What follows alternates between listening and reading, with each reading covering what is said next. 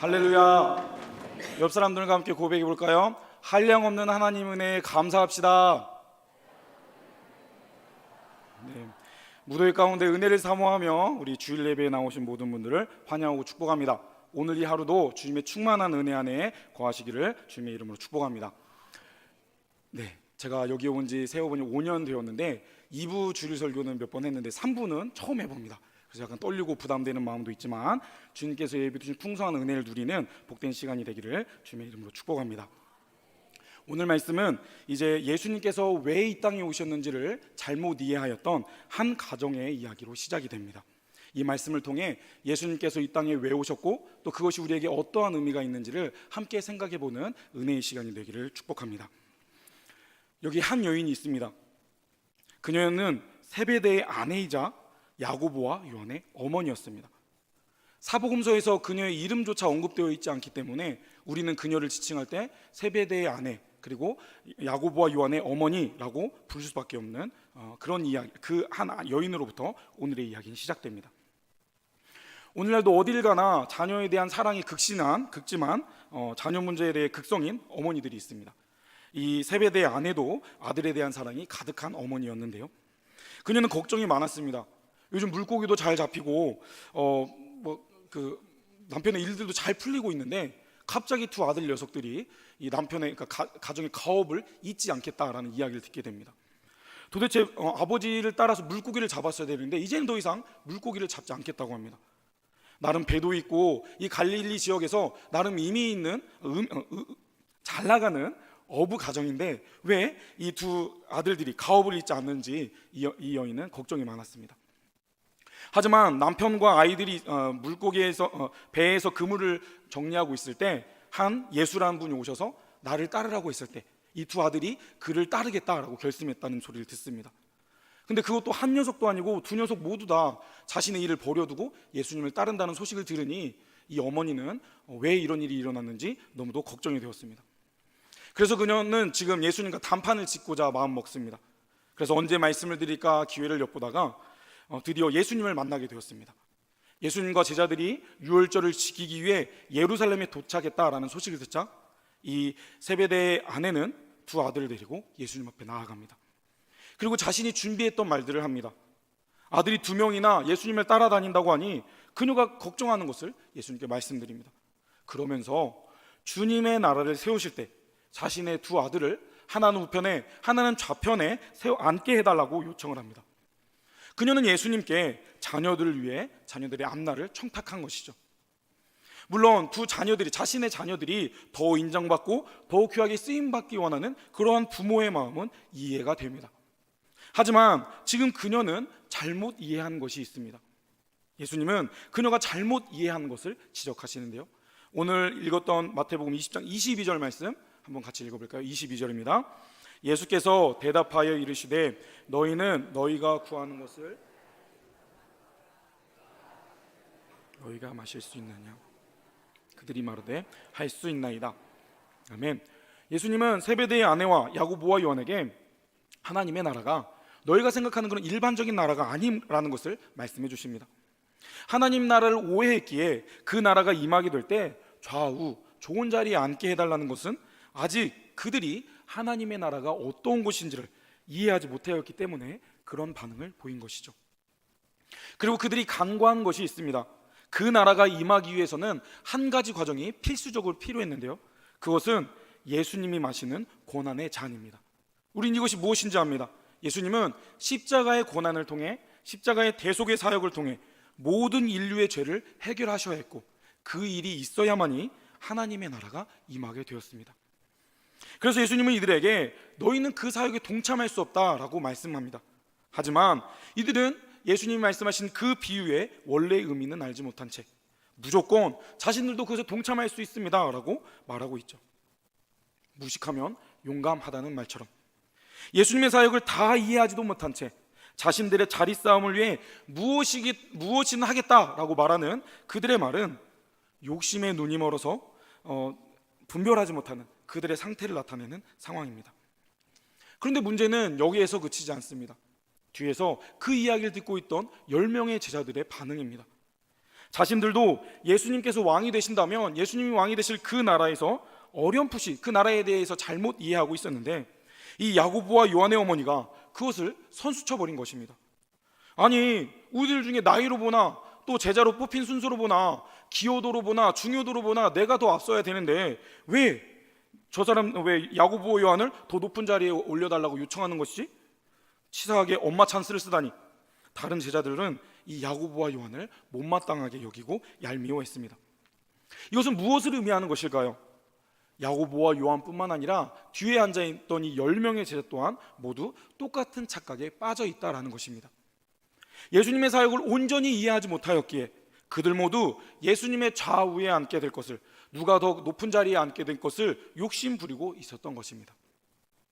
이런 상황을 보실 때 예수님은 어떠한 생각이 드셨을까요?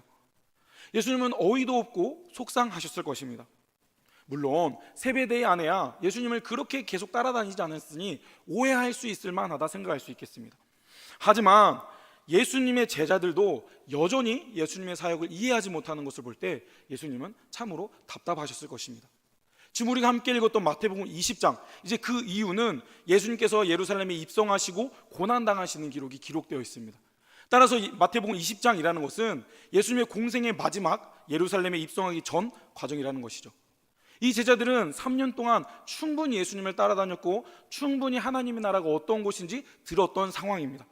그럼에도 이들은 그것을 바르게 이해하지 못하고 3년 동안 예수님께서 그렇게 말씀하셨지만 예수님의 사역을 오해하고 있었던 것이죠. 그들은 아직도 예수님의 제자답지 못한 생각을 하고 있었습니다. 그들 마음속에 있는 욕심이 그들의 생각을 지배한 것이죠. 예수님은 그들이 여전히 더 나은 자리, 더 좋은 결과를 얻고자 해서 서로 경쟁하는 모습을 보고 매우 안타까워하셨습니다. 물론 일반적인 스승과 제자의 관계라면 그 스승이 큰 일을 맡게 될 때 제자들은 그 스승의 일을 도우면서 동일하게 큰 일을 감당하게 될 것입니다.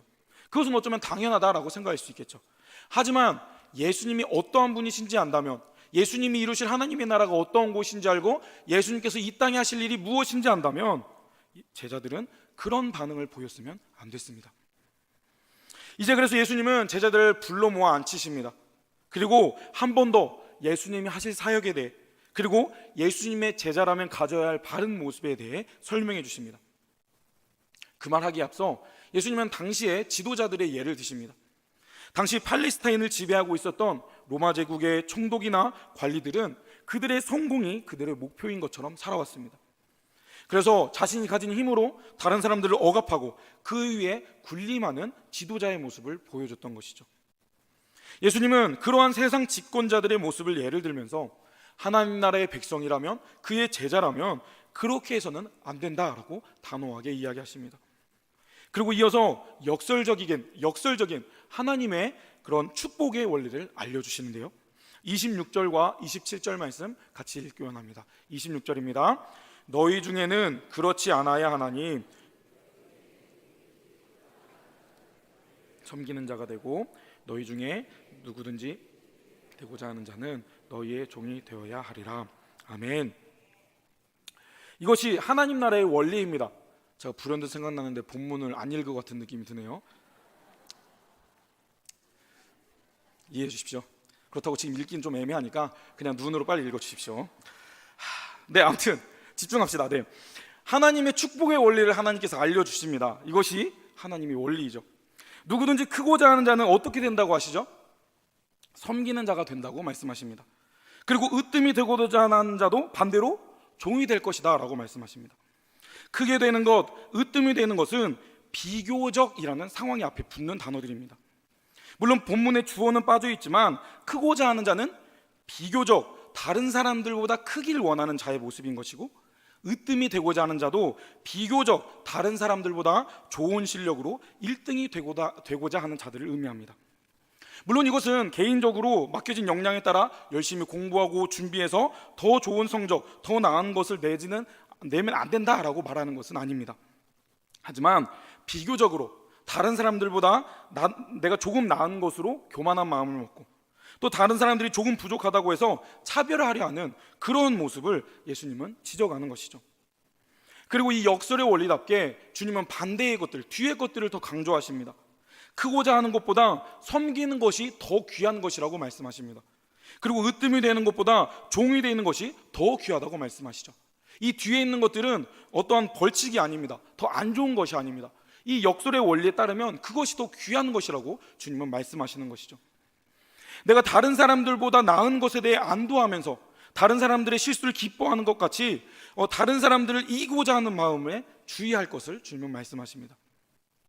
결국 다른 사람들을 밟고 더 좋은 결과를 얻고자 하는 자는 반대가 되어서 다른 사람들을 섬기고 종과 같은 자가 되어야 한다라고 말씀하시는 거죠. 여기서 우리가 기억해야 될 것은 교만의 자리, 으뜸의 자리에서는 낮아진 자의 모습으로 오신 예수님을 만날 수가 없습니다. 낮은 자리에 계신 예수님이 보이지 않습니다. 우리 신앙의 핵심의 목표는 나를 높이는 것이 아니라 남을 섬기는 것이 되어야 합니다. 내가 복을 많이 받으려고 노력하는 것이 아니라 내가 받은 복을 다른 사람들을 위해 사용하려 노력해야 합니다. 우리가 섬김만 받으려고 한다면 우리의 관계에 어려움이 있습니다. 관계에 금이 가고 서운한 마음이 들고 서로 멀어지게 되죠. 받으려만 한다면 손해보는 일들만 계산됩니다. 하지만 주려고 할 때 어떤 일들이 일어날까요? 주려고 한다면 더 많은 것을 얻을 수 있습니다. 이것이 하나님께서 우리에게 말씀하시는 역설의 은혜입니다. 예수님은 여기에서 제자들이 섬기는 자가 되기 원한다라고 말씀하십니다. 그리고 예수님께서 이 땅에 오신 목적을 말씀하시면서 하나님 나라의 제자들이, 하나님 나라의 백성들이 어떠한 자세를 가져야 할지 말씀하십니다. 오늘 본문 28절의 말씀 한 목소리로 같이 읽을까요? 인자가 온 곳은 섬김을 받으려 함이 아니라 도리어 섬기려 하고 자기 목숨을 많은 사람의 대속물로 주려 함이니라. 아멘. 다시 한번 큰 목소리로 읽겠습니다. 인자가 온 것은 섬김을 받으려 함이 아니라 도리어 섬기려 하고 자기 목숨을 많은 사람의 대속물로 주려 함이니라. 아멘. 도토리 키재기 하듯 누가 더 큰 자리를 차지해야 될지, 누구의 공이 더 큰지 서로 싸우고 있는 이 제자들에게 예수님은 다시 한번 이야기하십니다. 왜 예수님께서 이 땅에 오셨고 예수님께서 이 땅에서 이루실 그 사역이 무엇인지 그들에게 설명해 주십니다. 예수님의 이 땅에 오신 그 이유는 섬김을 받기 위함이 아니었습니다. 그런데 곰곰이 생각해 보십시오. 예수님은 어떤 분이십니까? 원래 섬김 받는 분이셨습니다. 처음부터 섬김을 받기 위한 존재셨습니다. 천군 천사는, 하늘의 천군 천사는 그를 섬기는, 예수님은 창조주 하나님이셨습니다. 그런데 그 예수님께서 도리어 섬기기 위하여서 이 땅에 오셨다 말씀하십니다. 그리고 섬기는 정도에서 끝나지 않고 자기를, 예수님의 그 목숨을 많은 사람들을 위해 희생하기 위해 이 땅에 왔다라고 말씀하십니다. 대속제물은 관계의 회복을 위해 드려진 구약의 예물이었습니다. 구약의 제사에서 수많은 양들이 하나님과의 관계를 회복하기 위해, 이웃과의 관계를 회복하기 위해 죽임당하였습니다. 마치 그러한 양들이 대속제물로 드려졌던 것처럼 온전한 대속제물이신 예수님께서 스스로의 몸을 희생하심으로 하나님과 인간 사이, 인간과 인간 사이의 관계를 회복시키고자 이 땅에 오셨다 말씀하십니다. 누가복음 22장 27절 말씀도 한번 같이 읽기 원합니다. 함께 읽겠습니다. 앉아서 먹는 자가 크냐 섬기는 자가 크냐, 섬기는 자로 너희 중에 있노라. 마땅히 섬김받아 마땅하신 그분이 섬김을 받을 사명을 감당하기 위해 이 땅에 오셨는데 섬김 받기는커녕 오히려 섬기기 위해 오셨다 말씀하십니다. 이것은 역설적이고 순서에 맞지 않는 일입니다.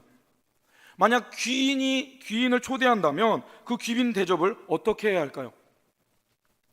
만약 존경하는 은사님을 식사 자리에 초청한다면 어떠한 일들이 있을까요? 네, 은사님이셨더라고요. 네. 만약 존경하는 은사님을 식사 자리에 초청한다면 오셨습니까? 저희 집에 누추한 곳에 오셔서 반갑습니다. 자, 은사님 이제 앞치마를 매주시고 저희 음식을 해주세요 라고 할 수 있는 분이 있을까요? 없죠. 불가능합니다. 이 역설적인 말입니다. 말도 안 되는 이야기입니다. 예수님의 성육신은 우리에게 그러한 일입니다. 하나님이신 예수님은 인간이 되어 이 땅에 오셨습니다. 그러한 예수님의 성육신 그 자체가 말도 안 되는 일인 것이죠. 하나님이 인간을 사랑하셔서 인간이 되어주신 것조차 말이 안 되는데 한 단계 더 나아가 예수님은 인간이 되시는 것에서 끝나지 않고 그 인간들을 대신하여 죽으신다라고 말씀하십니다. 우리 어떤 말로도 이 성육신의 위대함을 표현할 수 있을까요? 창조주가 피조물을 살리기 위해 직접 피조물이 되었는데 이 말도 안 되는 일을 하나님은 예수님을 보내셔서 그 일을 이루셨습니다. 빌립보서 2장 8절의 말씀도 함께 읽어가기 원합니다. 함께 읽겠습니다. 사람의 모양으로 나타나사 자기를 낮추시고 죽기까지 복종하셨으니 곧 십자가에 죽으심이라. 아멘. 예수님은 사람의 모양으로 인간이 되신 것뿐만 아니라 하나님의 사역을 죽기까지 순종하셔서 십자가에 달려 돌아가셨습니다. 많은 사람들은 자신의 가치 있는 것을 위하여서 목숨을 버립니다. 그것이 군인들은 나라가 될 수 있겠죠. 때로 어떤 사람들은 사랑하는 가족이 될 수 있고, 또 자신에게 맡겨진 사람들을 위해 몇몇 사람들은 목숨을 버립니다. 하지만 비교할 수조차 없는 가치 없는 것을 위해 자신의 가장 가치 있는 생명을 버리는 사람이 있을 수 있을까요? 많은 동물학자들은 곤충이나 동물들을 관찰하면서 그것의 생태를 연구합니다. 어떤 과학자들은 개미나 풍뎅이, 나비 이런 것들을 연구하겠죠. 그런데 그 중에는 바퀴벌레를 연구하는 과학자들도 있습니다. 제가 이 바퀴벌레를 이야기하는 이유는 제가 바퀴벌레를 너무도 싫어하기 때문입니다. 자, 만약 여러분들은 바퀴벌레 좋아하시나요? 저는 너무 싫습니다. 그런데 내가 바퀴벌레를 연구해서 그 논문으로 박사가 되었다고 합시다. 바퀴벌레를 보면 너무도 사랑스럽습니다. 아이고, 이 꼬물꼬물 기어다니는 녀석들을 보면은 아주 막 사랑이 돋고, 어떻게 하면 이 아이들을 더 건강하게 키울 수 있을까? 그런 고민을 한다고 생각합시다.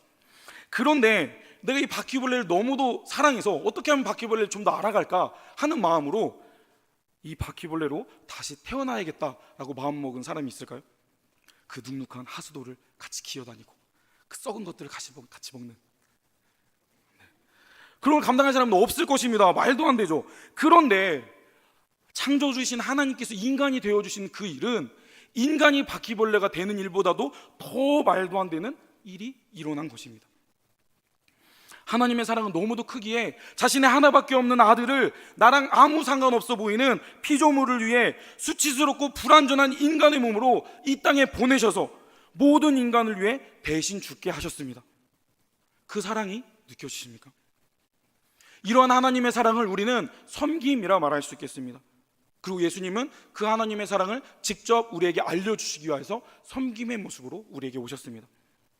이게 논리적으로 가능한 말입니까? 말도 안 되는 이야기입니다. 저는 이 성육신의 복음을 맨 처음 이해하고 너무도 큰 충격을 받았습니다. 이게 가능하다고? 이게 말이 된다고? 도대체 우리를 얼마나 사랑하시기에 이렇게 말도 안 되는 무모한 일을 우리를 위해 하시는 것일까요?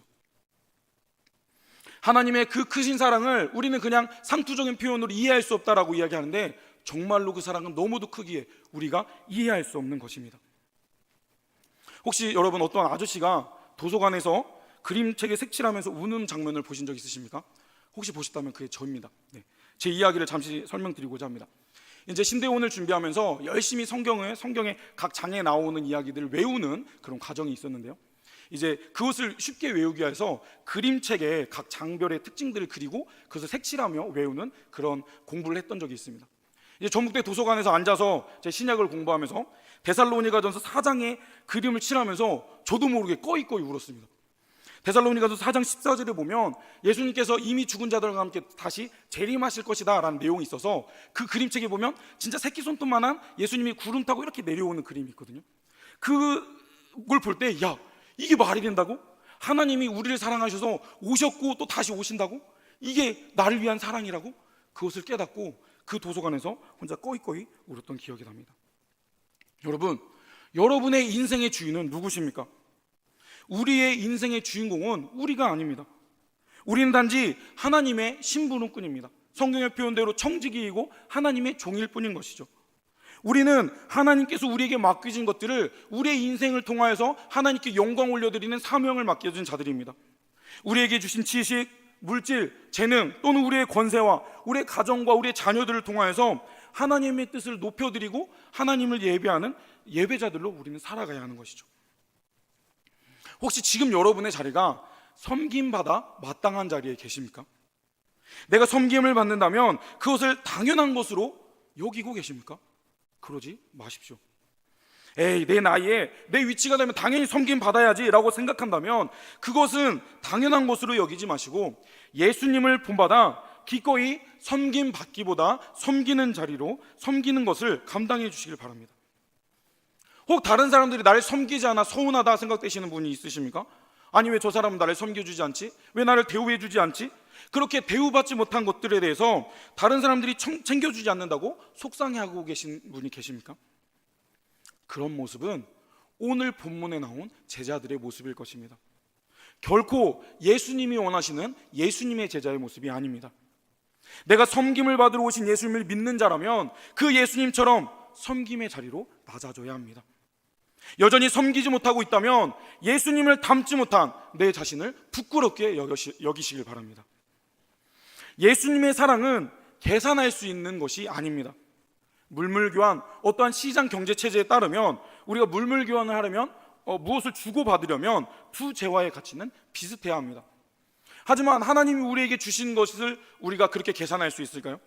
하나님이 우리에게 주신 이 구원이라는 선물은 우리가 무슨 일을 한다 할지라도, 우리의 무슨 노력으로 어떠한 가치 있는 것을 마련한다 할지라도 우리는 그것에 대한 그 가치를 할 수 없는, 마련할 수 없는 연약한 자들입니다. 그렇듯 하나님의 구원이라는 선물은 우리에게 큰 것이죠.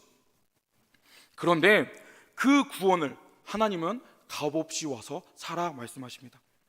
그저 완전하신 사랑, 우리를 너무도 사랑하셔서 부어주신 그 은혜의 결과로 그 놀랍고 가치 있는 것을 우리에게 거저 주셨습니다. 우리가 그저 그것을 믿기만 한다면, 이 놀라운 사실을 깨닫기만 한다면, 이 사건이 그저 옛날 이야기가 아니라 나를 사랑하사 나를 위해 지금도 부어주신, 나를 살리기 위한 하나님의 놀라운 사랑의 표현이라는 것을, 놀라운 희생이라는 것을 안다면 우리가 그것을 깨닫고 나아가야 하는 것이죠. 우리가 이 역사적인 사실을 안다면 우리가 어떠한 삶을 살아야겠습니까? 여전히 내 욕심을 부리며 더 가지려고 다른 사람들을 속이고 다른 사람들을 밟고 높아지려 노력해야 할까요? 아니면 하나님께서 하루하루 나에게 주어진 것에 감사하며 하나님의 사랑을 높여드려야 할까요? 혹시 다른 사람들이 나를 안아주지 않아서 상처받으신 분들 계십니까?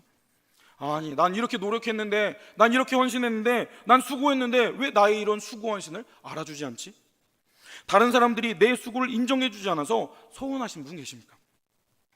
예수님은 그 사역을 인정받기 위해 이 땅에 오지 않으셨습니다. 그들이 모른다 할지라도, 심지어 그들이 예수님을 오해하여 예수님을 죽이는데 동참한다 할지라도 예수님은 그들을 살리기 위해 기꺼이 자신의 목숨을 내어주셨습니다. 아무도 인정해주지 않는다이다. 그분은 그 사명을 감당하기 위해 한 발짝 한 발짝 십자가를 치러 골고다로 오르셨습니다. 그 예수님의 제자라면 우리에게도 그러한 마음이 있어야 하지 않겠습니까? 내가 여전히 그러한 마음이 없다면, 내가 예수님을 닮지 못한 연약한 종이구나, 연약한 제자구나 라는 것을 깨달으시며 안타까워하시길 바랍니다. 물론 아쉬울 수 있습니다. 또 서운할 수도 있겠죠. 하지만 우리가 받은 이 복음이 얼마나 귀한 것인지를 깊이 깨달아 알아갈수록, 예수님의 성육신이 우리에게 얼마나 말도 안 되는 일인지를 깨닫는다면 우리는 우리의 의를 내세우기보다 겸손하게 그 사랑에 감사할 수밖에 없는 것입니다. 혹시 우리의 마음에 서운하고 억울한 마음이 드신다면 예수님의 희생을 기억해 주십시오. 그 사랑에 감사하며 그분께 영광 올려드리는 삶이 되시길 바랍니다. 그런데 우리는 왜 섭섭한 마음이 들까요? 생각해보면 우리가 어떤 것을 줄 때 계산하기 때문이라고 생각됩니다. 내가 이만큼 이 사람들에게 투자했으니 저 사람이 왜 나한테 투자하지 않지? 왜 내가 준 것만큼 주지 않지? 이런 것들을 계산하기 때문에 우리가 섭섭해지는 것이죠. 섭섭함을 없애는 방법이 있습니다. 아주 간단합니다. 계산하지 마십시오. 누가 큰 사람이겠습니까? 계산하지 않고 주는 자입니다. 계산하지 않고 섬기는 자입니다. 더 많이 베풀고 더 많이 주는 자가 더 큰 자인 것이죠. 예수님께서 이 땅에 오신 이유 섬기기 위함입니다. 그냥 섬기는 것이 아니라 가장 귀한 자신의 목숨을 우리 모두의 대속물로 주기 위하여 섬겨주셨습니다. 그것이 우리가 주님을, 그리고 우리가 이웃을 섬겨야 될 이유입니다. 나를 위해 하나님이 그렇게 놀랍게 섬겨주셨는데 그런 값으로 따질 수 없는 귀한 선물을 받은 자라면 우리는 섬겨야 합니다. 우리가 그 섬김의 의미를 크게 느끼면 느낄수록 하나님의 성육신의 사역, 예수님의 성육신의 사역이 귀한 것임을 우리는 깨달아 나갈수록 우리의 작아짐을 경험할 것입니다. 도대체 내가 무엇이기에 이런 사랑을 받는 것일까? 내가 이 사랑을 받았으니 이제는 나도 그 사랑을 갚을 수 없기에 그 사랑을 다른 사람들에게 전하는 자들이 되어야 하는 것이죠. 2000년 동안 복음은 수많은 신앙의 선배들을 통해 지구 한 바퀴를 돌아 우리에게까지 왔습니다. 그리고 130여 년 전에 수많은 선교사님들이 이 동방의 작은 나라 조선을 위해 젊은 선교사님들이 이 땅에 와주셨습니다. 하나님이 우리를 위해 베풀어 주신 그 섬김에 감사하여 자신의 삶을 그분께 드리기 위해 기꺼이 헌신해 주신 그들은 처음에 조선이 어디에 있는지 모르고 온 분들도 많았다고 합니다. 그저 선교사로 헌신하기 위해 아프리카나 인도로 복음을 전하러 가야지 라고 마음을 먹었지만 하나님의 놀라운 섭리로, 하나님의 인도하심으로 이 동방의 작은 나라 조선에까지 오게 되신 것이죠. 많은 선교사님들 중에 우리가 기억해야 될 것은 그들은 각자의 나라에서 엘리트였다는 것입니다. 그들은 의사였고 교사였고 지식인이었기에 고국에 그냥 그렇게 살았다면 돈 잘 벌고 잘 먹고 잘 사는 자들이었습니다. 하지만 섬기기 위해 이 땅에 오신 그 예수님의 마음을 깨달았고 그 은혜에 감사하여 그 사랑에 감격하여 자신들의 목숨을 복음을 전하는 데 기꺼이 바친 것이죠. 그런데 그들은 자신들뿐만 아니라 어린 자신들의 자녀들의 목숨도 선교지에 잃어가면서까지 우리에게 복음을 전해주신 분들도 많이 있습니다. 그 중에 한 선교사님의 이야기를 함께 생각해 보기 원하는데요, 엘리자베스 쉐핑이라는 선교사님에 대해 아십니까? 여선교사님이셨는데요, 한국 이름으로는 서서평 선교사님이십니다. 그녀의 섬김을 우리는 기억해야 합니다. 그녀는 젊은 나이에 이 조선의 선교사로 와서 복음을 전하였습니다. 그런데 복음을 전하는 것뿐만 아니라 학교를 세우고 간호학교를 세워서 여성들의 교육을 증진시키고 간호사들을 양성하는 일을 힘써 감당해 주셨습니다. 그리고 그녀는 결혼하지 않은 몸으로 그 고아가 된 14명의 조선의 아이들을 자녀로 삼아서 키워주셨습니다. 그리고 과부도 38명이나 되는 과부들을 섬기며 낮은 자의 어머니의 모습으로 이 조선 땅을 섬겨주신 분이십니다. 그렇게 섬김의 모범이 되셨던 그녀가 1934년에 돌아가시게 되었는데요, 그녀의 사인이 무엇인지 아십니까? 그것은 바로 영양실조였습니다. 그녀가 죽은 후에 그녀의 재산을 정리해보니 무엇이 나왔을까요? 다른 사람에게 나누어져서 반절밖에 남지 않은 담요 반쪽, 보리쌀 2홉, 그리고 한 끼 식사를 구입할 수조차 없는 7전이라는 동전이 전부였습니다. 그리고 그녀가 생전에 기록해왔던 그 노트에 이런 문구가 적혀 있었다고 하는데요, Not success, but service. 성공이 아니라 섬김이다. 성공을 추구하는 삶이 아니라 주님의 제자라면 섬김의 삶을 살아야 한다. 그녀는 그녀의 전 삶을 통해 섬김의 종으로 오신 예수님의 삶을 기꺼이 살아내셨던 것이죠. 서서평 선교사님 말고도 수많은 선교사님들의 섬김이 있었습니다. 그리고 그러한 수많은 작은 예수들이 있었기에 오늘날 우리에게까지 예수님의 이름이 전해졌고 우리가 하나님의 자녀가 되는 은혜를 누릴 수 있게 되었습니다. 그들의 헌신 위에 한국교회가 세워졌고 우리에게 믿음의 대물림이 이루어진 것이죠. 그렇다면, 그런 은혜를 받았다면, 그런 섬김을 받은 자라면 우리는 어떻게 해야 될까요? 우리도 섬겨야 합니다. 로마서 12장 6절에서 8절까지 사도 바울은 로마교회 성도들에게 이러한 권면을 합니다. 로마서 12장 6절에서 8절 함께 읽겠습니다. 우리에게 주신 은혜대로 받은 은사가 각각 다르니 혹 섬기는 일이면 섬기는 일로, 혹 가르치는 자면 가르치는 일로, 혹 위로하는 자면 위로하는 일로, 구제하는 자는 성실함으로, 다스리는 자는 부지런함으로, 긍휼을 베푸는 자는 즐거움으로 할 것이니라. 아멘. 사도 바울은 로마교회 성도들에게 권면을 하면서 교회에 다양한 은사가 있음을 이야기합니다. 우리에게 주어진 다양한 은사대로 이런저런 모습대로 교회를 섬겨야 함을 그들에게 권면하는데요, 그 중에 7절에 보면 섬기는 일이면 섬기는 일로 대접해야 된다라는 것을 이야기합니다. 결국 이 섬김도 성령이 주신 은사라고 바울은 강조하고 있는 것이죠. 아무나 섬길 수 있는 게 아닙니다. 아무나 할 수 없는 일이기에 이 섬김은 더 의미 있고 가치 있는 일인 것이죠.